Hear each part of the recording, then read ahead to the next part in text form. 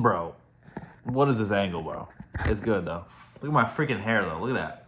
But what we got today, little PB&J. My diet's been actually good. I've been eating in a deficit. I've been eating once a day. When I get home from work, I had a big meal. And bro, I'm probably eating like 900 calories a day. Like less than I probably should. But I'm trying to... Oh? Shit. And I've been working out every day, bro. I've been running, like I just ran another mile. Like first thing I do, I run a mile. I go stretch after my mile. I then go work out and then hit the steam room. But today was my first day of the Accelerator the startup Accelerator. And bro, I was so nervous going into this, and I came out of it so confident this first session. Cause I'm like in this room, bro, and these people, I'm like, if these people can do it, I can do it. Cause they're not smart, bro. Is that a terrible way to look at things? Like, so the CEO and the program director were leading the sorry about my hair. The CEO and the program director were leading the class. And bro, so like one of the first things we had to do was like we get into a breakout room with one or two people, and then like you interview them. You ask them you ask them to just describe what their problem is, like what problem they're trying to solve, like what's their name, what problem they're trying to solve, and what's their solution, right? Or no, not even solution, just what's the problem? Because the whole point is like, is essentially like, so many people skip right to the solution when they find a problem, but you really need to flesh out you should be the expert of the problem. You need to be an expert on your own problem. You need to be able to flesh it out fully, just the problem. Just sit there, every time your mind tries to wander a solution, just go back to the problem, right? And I have good shit. I'm not going to talk about what my idea is, or like what my company is. I don't want to talk about it. But, so I get in a breakup group, I get this guy, we're having a good time. We get back in the main room. So then when you're back in the main room, you have to introduce the person, that you just talked to. So I said, I was talking to this guy, and this was the problem he was trying to solve. Now, beforehand, one other group went before me. One other like partner went up before me. And the CEO chimed in. She was like, okay, guys, like let's focus. We're just talking about the problem, no solution.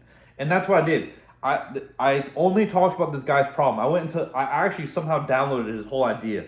I went into depth about his, I didn't talk about his solution at all, even though I knew what his solution was. I only spoke about what the problem he's trying to solve, and I went in depth in it, and I understood it. And then right after I went, it was his time. It was my partner's time to introduce me, and my partner was like, man, I don't know if I'll be able to explain it as well as you did. And then he talked about my problem for a little bit, and then he went into my solution. All right, and then after me, this group goes. This woman, who is like a very high executive. I looked at her resume. She's a very high executive at a bunch of companies that you guys know about. Not but I'm not gonna say who she is. But bro, she starts talking, and she's talking about her partner, whoever she was working with, and she's only talking about the person's solution. The CEO chimes in and is like, this is a really good example of people not knowing the difference between problem and solution. This is a great example I'm going to use for tomorrow. And the girl smiled. The lady smiled because she thought she was getting praise. But the lady was literally telling her she was like dumb as fuck, and like people don't know. And then my whole cohort, another 20 people go, and every single person says one sentence about the problem, and then they go into a whole thing about what the person's solution is. I was the only person I'm not even joking with you. I'm not even trying to toot my own horn. I was literally the only person that talks about what my problem was, right? Or what the guy's problem was, and only the problem. I brought up no solutions. I just fleshed out the whole problem for like 3 minutes, right? And then, so before I did all the homework, because I got in yesterday, so I had to do all these assignments before this class today, bro. So near the end, there was another activity where he was essentially asking like, what assumptions are you making about the company? And he just asked the whole class. He didn't put us in breakout rooms because there wasn't enough time, but he was like, what assumptions are you guys making?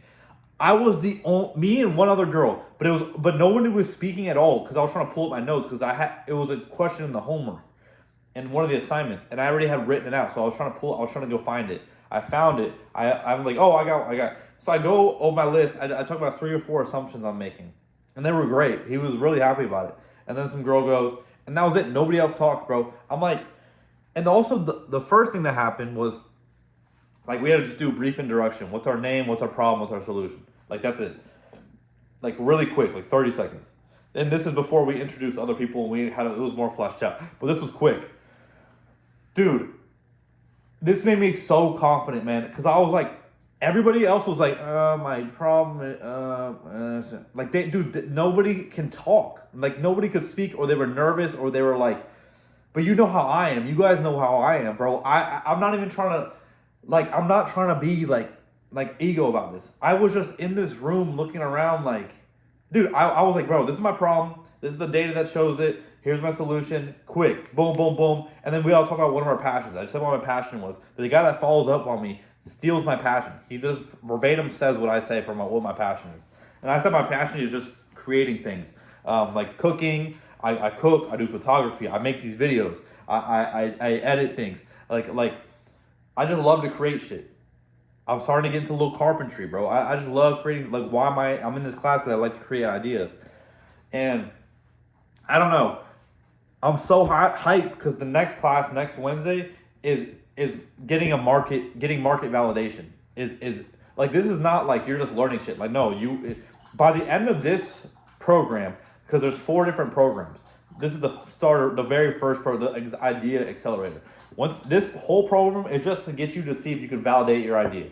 The second program is building your MVP, your minimum viable product. The third program is talking to investors and beginning to talk to investors to get ready to, have a VC invest in you, right? Then the fourth program is after it's post-seed. It's after you have seeded and you've got money, now what you do. So I know after 6 weeks, each one is 6 weeks. After these 6 weeks, I'm going right, because, some people don't make it. I'm going right into the second program. And I'm happy though so the next Wednesday is about market validation. And like, they essentially want you to go and talk to 100 people, interview 100 people. Not in regards to like buy my product, but more like figure out, like just to see if is your problem a real problem. And I have so many people I'm going to talk to. I've essentially 3 or 4 different forms of clients. But anyways, I can't talk about it too much. But I was just so hyped. I was like, dude, hold on, let me take a bite of this shit. Hold on. Let's take a look. Yeah, like if I'm hungry by the end of the night, I just have a little bit of it with PB&J and maybe some peanuts. But, bro, this is what I've been needing. Because the first module was about this thing where he was something like, what makes you a good startup founder and all that stuff. And he was like, traditionally, like, there's stereotypes into being like the Mark Zuckerbergs and these really, like, and it feels so unattainable. But then you get in this shit.